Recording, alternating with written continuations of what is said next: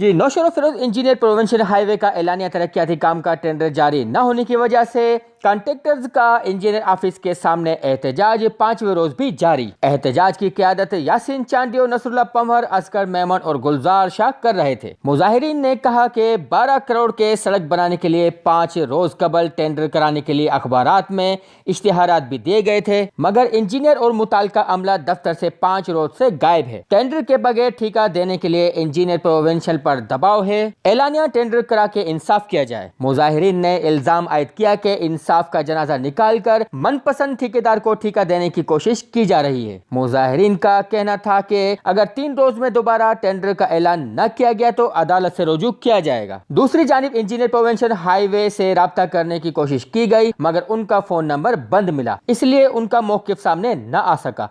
हम लाते हैं top news, आपके फेवरेट टॉक शोज और अनलिमिटेड एंटरटेनमेंट सिर्फ यूट्यूब पर।